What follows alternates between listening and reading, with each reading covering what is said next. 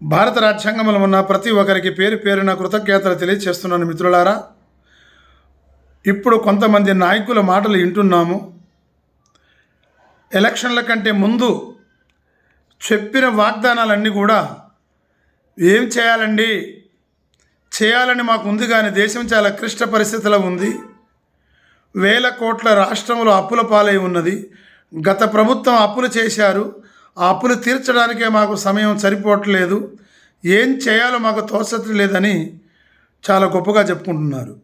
ఈ విషయాలు మీకు ముందు తెలియవండి? దేశం ఏ పరిస్థితిలో ఉందో ఇంతకుముందు మీరు రాజకీయంగా లేరా? ఇతర పార్టీలలో మీరు లేరా? అప్పుడు ఈ బడ్జెట్ ఎంత ఉన్నదో అని మీరు ఒకరిని ఒకరు వాదించుకోలేదా? మరి ఈరోజు మాట ఎందుకు తప్పుతున్నారండి?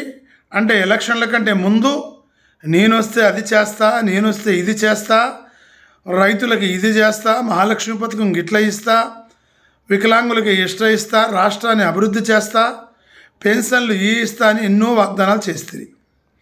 నేను వస్తే ప్రతి వాడికి జాబ్ ఇస్తానంటారు. ఏదండి, ఎంతమందికి ఇచ్చారు? ఇవ్వట్లేదు కదా. లేవు, పరిస్థితి కూడా తెలుసు.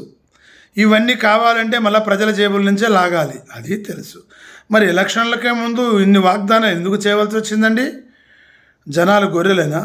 ఓట్లు వేయించుకున్న తర్వాత మళ్ళీ వాళ్ళు ఏదైనా చేయొచ్చునన్నా? ఇది తప్పండి.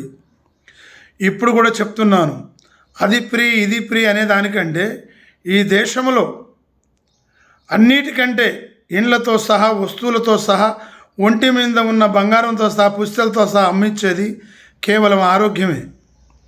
తినే ఫుడ్డు ప్రతి దాంట్లో కల్తీ కలుస్తుంది.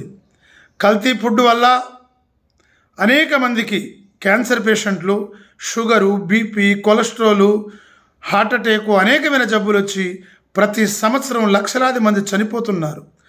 వాళ్ళ పాస్తులు అమ్మినా కూడా ఆ ట్రీట్మెంట్కే సరిపోవట్లేదు.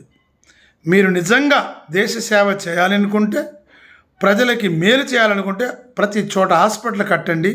అవి ఫ్రీగా ప్రతి వారికి మేలు జరిగేటట్టు ప్రతి చోట హాస్పిటల్ కట్టండి. అప్పుడే ఈ రాష్ట్రానికి మేలు జరుగుద్ది.